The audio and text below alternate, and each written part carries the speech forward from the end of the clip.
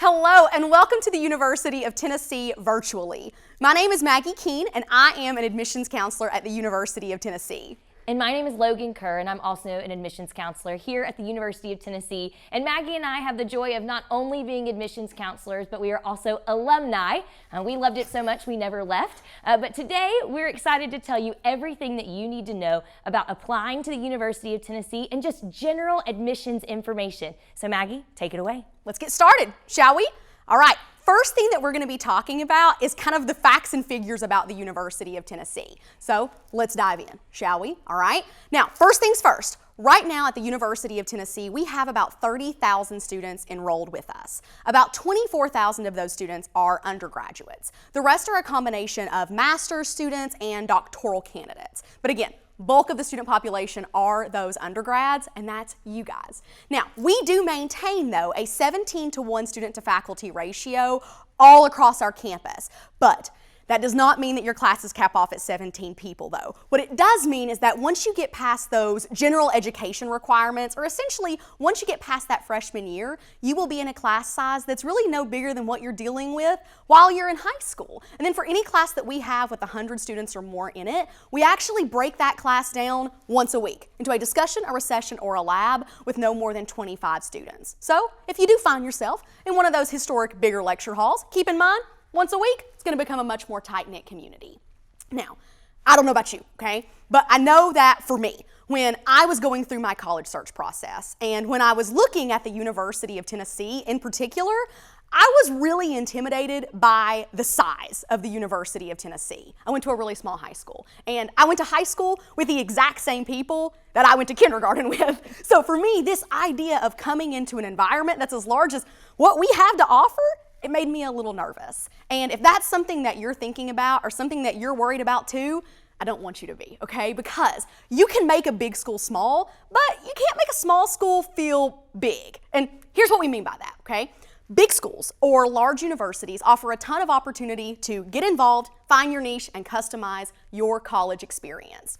At the University of Tennessee in particular, we have over 500 different clubs and organizations for you to get involved with. And those range from the Quidditch team to the Chillin' and Grilling Club to mock trial. So truly a wide variety of customization and involvement. And if none of that stuff appeals to you, all you need is yourself, 6 friends, and a faculty advisor, and you can actually start your own club or organization. So you're not even limited to what we have to offer. Rule of thumb, don't be nervous, you can customize this experience. Now let's hand it over and talk about academic colleges. Okay, so here at the University of Tennessee, we do have 11 academic colleges, but only 9 of those are going to be available to our undergraduate students. Our College of Law and our College of Veterinary Medicine are going to be home to our graduate-only students, okay? Now, you may be thinking, okay, well, if it's such a big university, what about these college sizes? Well, the largest college at the University of Tennessee is our College of Arts and Sciences. It's going to be home to 48 individual majors. Now, don't let that freak you out. That doesn't mean largest class sizes. That's just the largest number of majors. And our smallest college here at the University of Tennessee is going to be home to 1 major. College of Social Work, what do you think the major is? You guessed it, social work. All right, we're going to dive now into the application for admission. Really, this is the stuff that you've been waiting for, okay? There are two different ways that you can apply for admission at the University of Tennessee. You can use the Common App, which is like a national application service, or you can use the VIP account, also known as a Vol in Progress account. It's cute. I know, okay? That is our application portal. Whichever one you use, truly, we have no preference. Common App, VIP account, it works for you, it will work for us. Now, let's do a little bit of a breakdown, though, into what's going to be involved in that application for admission, shall we? So obviously, number one, you're going to submit that application for admission. After that, you are going to complete what we call a SAR, or a self-reported academic record. This is essentially you telling us your high school transcript. You are not going to submit a high school transcript when you apply for admission. Instead, you're going to submit that SAR, and we're going to talk about that more here in just a second. Do not stress, okay? So you're going to submit your SAR. You are also going to have an application fee or a fee waiver. You'll have a required essay, and that essay has 7 different prompts. You will choose the prompt that is the best fit for you. Then, if you're applying with your test scores, of course, you're going to send us those test scores. On the flip side, if you're applying test optional, meaning without test scores, you are going to complete an additional essay that we call the test optional essay. Nothing crazy, okay? Now, we are a super score school. So if you are going to be submitting your test scores, either ACT or SAT, we will super score the ACT and the SAT. So send us all those test score sets because we will use them, all right? And we were gonna get that best score to help you out. Now, there's a little section here that says optional. And I know you're like, Maggie, Logan, what does that mean, okay? We're gonna tell you optional stuff is not really optional, okay? So it's not really optional. We do something called holistic application review. And what that means is, and a lot of schools do this, okay? But what that means is we're looking at everything. So literally everything that you tell us about yourself, we are using that information to make an admissions decision. So fill out everything that you can because we're going to use that information accordingly. My personal favorite is a supporting statement. And a supporting statement, it's kind of like an essay, okay? But it's an essay with no prompt, no guidelines, no parameters. You get to say whatever it is you want to say. Talk to us. Let us hear your voice. Who are you? What are you interested in? What are you passionate about? Why do you want to come to the University of Tennessee? Or if you had maybe some grade discrepancies, or if there's something that you need to explain on that application for admission, talk to us. Let us hear your voice because this is where we get to go one-on-one and we get to have a conversation with you. All right, the next thing that we're going to talk about is your SAR, or your self-reported academic record. Now, if you remember, this is the thing that we were literally just talking about, okay? So instead of submitting a high school transcript, you are going to submit your SAR. Again, self-reported academic record. So here's what's going to happen, okay? You're going to apply to the University of Tennessee, and once we receive your application, we will send you a link via email.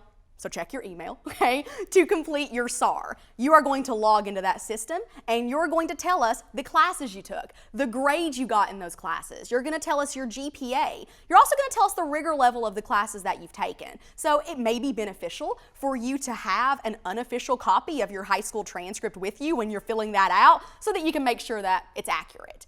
You're gonna have 2 weeks to do that process. So 2 weeks from the time that we send you that link until it has to be back with us completed. Once it's back with us, we cannot make edits or changes. So do be aware when you're filling that out, make sure you fill it out correctly and accurately the first time, because once it's back with us, we can't make those edits for you. Now, again, we do not need an official high school transcript. You're actually not going to submit an official high school transcript to us until you commit, if you commit, no pressure, okay? But until you commit to the University of Tennessee. Until then, we only are going to want that SAR. Okay, and now you may be wondering, why in the world do we need this self-reported academic record? Why can't you just send us an official high school transcript like other schools? Well, we're not actually utilizing the GPA that is seen on your high school transcript. We are going to create our own GPA, and that's called the UT Core Weighted GPA, okay? And if you notice here on this list, we're going to be taking into consideration these 16 core classes.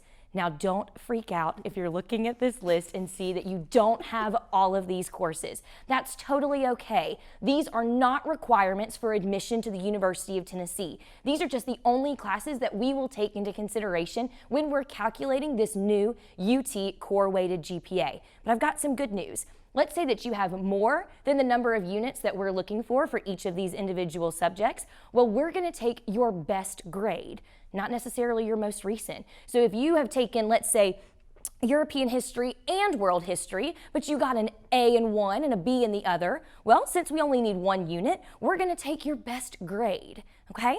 Now, this also is a weighted GPA. So if you take an honors course, we're going to add a half a point to that. If you take an AP, an IB, a Cambridge, or a dual enrollment course, then we are going to give you an extra point.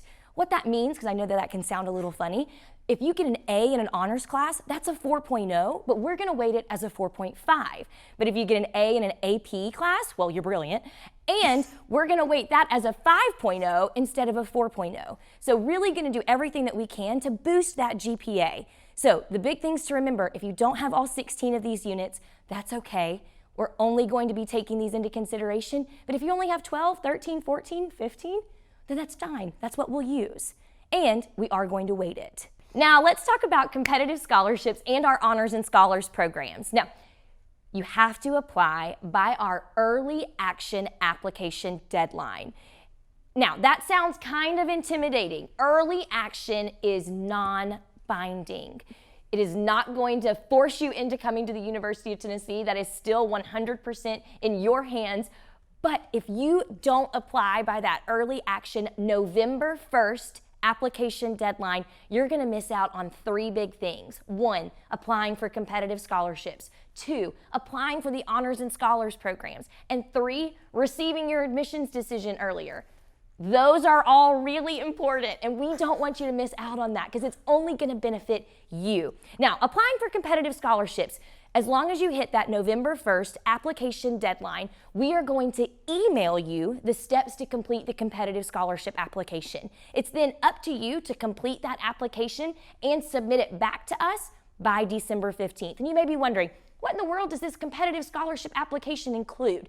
It's going to include all scholarships awarded by departments, donors, alumni, county of residency, high school attended, extracurricular engagement. The list goes on and on.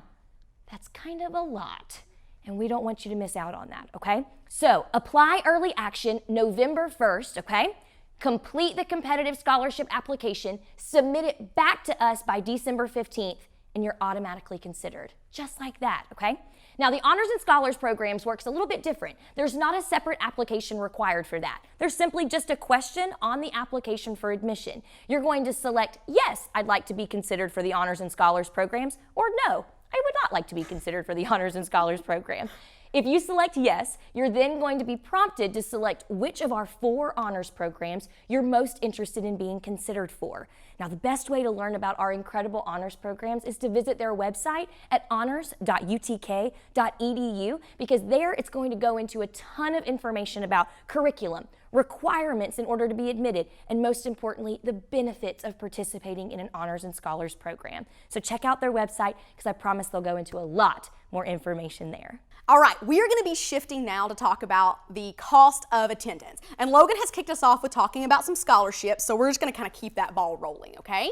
So let's talk about these numbers. We're going to talk about in-state and out-of-state. So in-state for us means that you live in Tennessee and you're graduating from a Tennessee high school. So for in-state tuition and fees and room and board, which for everybody does include your meal plan, you're looking at around $25,000 for the academic year. On the flip side, if you are an out-of-state student, this means you do not live in Tennessee and you are not graduating from a Tennessee high school. So for tuition and fees and room and board, which again does include your meal plan, you're looking at around $43,000 for the academic year. Now, I will tell you, okay? All of our freshmen have to live on campus their first year. So you gotta live on campus your freshman year. So when we say room and board includes your meal plan, room and board is your housing, so it's your bed, and it's your food. It's your bed and your food while you are with us. You have to live on campus that freshman year. After that, you get to customize this process. I will tell you as a disclaimer about me and Logan. We both lived on campus for multiple years. I lived on campus my freshman, sophomore, and junior year. Logan lived on campus her freshman and her sophomore year. She and I are both huge believers in living on campus and in living on campus for as long as you would like, because truly it's the best way to get involved and stay involved in the campus community. This number most accurately reflects your freshman year. So if you do choose to live off campus later on in your college experience, these numbers can look different after that. We also require freshmen to live on campus because we know that everything that you need to be successful at the University of Tennessee is within a close proximity. We have 14 residence halls on campus, and all of them are centrally located in campus. That means that you're going to have close access to the dining facilities, the library, your classes, student clubs and organizations meeting locations, and sporting events. Everything that you need. Now, let's talk about how to make this number smaller in the form of scholarships. All right, first scholarship that we're going to be talking about is the Tennessee Education Lottery Scholarship. Now, as a quick disclaimer, this is only going to be available to our in-state students. Out-of-staters, hang tight. Your stuff is coming, okay? So don't leave us yet. In-staters, though, this is for you. And you should, fingers crossed, have heard of the Hope Scholarship, okay? That's kind of like the biggie. So let's talk about it, all right? To qualify for the Hope Scholarship, you either need the GPA or the test score, either one. But this is your high school GPA and your regular composite test score. So not that super score that I was talking about, not your core weighted GPA that Logan was talking about earlier, okay? Just your normal GPA, your normal test score, either one. If you qualify the first 2 years you are with us, each year you'll receive $3,500. Then the last 2 years you are with us, each year you'll receive $4,500. Then if you qualify for the General Assembly Merit and or the Hope with Aspire, these will stack on top of your Hope Scholarship every year for 4 years. Now the catch is, you have to fill out your FAFSA, okay, which is your free application for federal student aid. And we're going to talk about that some more here in just a little bit. So you got to fill out your FAFSA, and you have to maintain a 3.0 GPA while you are here with us. But you do get that 1 semester of forgiveness. So if something were to happen, maybe you drop below that 3.0 GPA, well, you get a semester to recover that 3.0 before these scholarships are lost. So don't lose them, all right? And now let's talk about our largest merit-based scholarship that we offer here at the University of Tennessee for our students applying with test scores, and that's our volunteer scholarship. You do have to have both the GPA and standardized test component, so it's different than the Hope Scholarship that Maggie just chatted about. You do have to have at least a 3.8 UT core-weighted GPA, that's the GPA that we talked about just a little bit earlier, and then at least a 28 or a 1300 on the ACT or SAT. And again, remember, that is super score. So send us every score that you've ever received or will ever receive, because it will never hurt you to send us those scores. It will only help you. So make sure that you send them our way, okay? Now, our next scholarship that we're going to be chatting about is the Tennessee Explore. So this is only for our out-of-state students. Sorry, in-state students, you guys get the Hope Scholarship, so our out-of-state students are going to be eligible for the Volunteer and the Tennessee Explore. You'll notice that it's eerily similar to the Volunteer, but the academic component is different. So you do have to have at least a 3.6 core-weighted GPA, which is just a little bit lower than the 3.8 required for the Volunteer, and then at least a 24 or an 1160 on the ACT or SAT. And again, that's our UT core-weighted GPA and a super score, okay? Now, there's some good news and some bad news. Of course, I'm going to start with the bad news. You cannot combine the Tennessee Explore and the Volunteer. I'm sorry, but the academic criteria just doesn't overlap, so you cannot combine these two. However, you can combine the Volunteer with competitive scholarships, outside scholarships, need-based scholarships that you receive from the FAFSA, and you can do the same with the Tennessee Explore as well. You can add other scholarships on top of it. It's just that the Volunteer and Tennessee Explore don't combine. But the good news, these are automatic scholarships. What? Yes, you did just hear that correctly. Automatic scholarships, as long as you apply by December 15th, and that's just apply for admission by December 15th and meet the academic criteria, bing, bang, boom, you get the scholarship. You're welcome. No catch, no gimmicks, you get it. And that's for the Hope, the Volunteer, and the Tennessee Explore. Now you may be wondering, wait a second, I thought that last year you allowed students to apply without test scores. We did. We have not heard from the university whether or not we are going to be allowing students to apply without test scores. In this past year, we did create a brand new scholarship called the Beacon Scholarship for our students that applied without test scores. If the university does allow our students to apply this year without test scores, we will be updating our website with scholarship information for our students applying without test scores. So make sure you check out our website at admissions.utk.edu for the most up-to-date information. All right, we are officially wrapping this party up, okay? And we're gonna cover now those dates and deadlines and the things you gotta be looking forward to. So first date that we gotta be thinking about is October 1st. October 1st is the day that FAFSA goes live. FAFSA is the free application for federal student aid. That's what's gonna give you access to things like lottery scholarships, work-study programming, grants, loans. Basically anything that's powered by the state or federal government is going to use FAFSA. It's going to go live on October 1st. Now, FAFSA is not due back to us until February 1st. So really, you have from October until February to tackle the beast, all right? Okay, and we talked earlier about application deadlines. So let's go over those again. If you remember, we have an early action deadline and a regular admission deadline. So November 1st and December 15th. As a reminder, Logan talked about this, you want to meet that November 1st deadline because that's the deadline that's going to give you access to competitive scholarships, our honors and scholars programs, and it's going to allow you to receive your admissions decision faster. It's a no-brainer, all right? You want to meet that November 1st deadline. Last date now that we got to be thinking about is May 1st. And this is kind of like the end of the road for us. May 1st is what we call a confirmation deadline. And really, that's just a fancy way to say that is the last day to tell us whether or not you want to be a Tennessee volunteer. So you have until May 1st to do whatever it is you got to do. Weigh your options, check financial aid and scholarships, look at your other schools. Whatever it is, I kid. Whatever it is that you have to do, you have until May 1st before you have to make a decision. But you might be wondering, Maggie, when am I going to hear back from you? Okay, so do not stress. If you are applying early action, which is again November 1st, you are going to hear back from us in mid-December. And if you are applying regular admission, which is again December 15th, you're going to hear back from us in mid-February. So do a little calendar mark mentally, all right, and look forward to those dates coming out. Now, this may just be the most important slide of the day. We're a little bit biased, but that's what we think.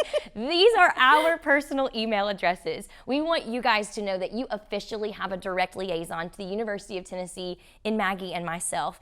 We have been where you are. Sure, it's been a few years. We're not going to say how many years, but we are still totally willing and excited to help you with whatever you may need.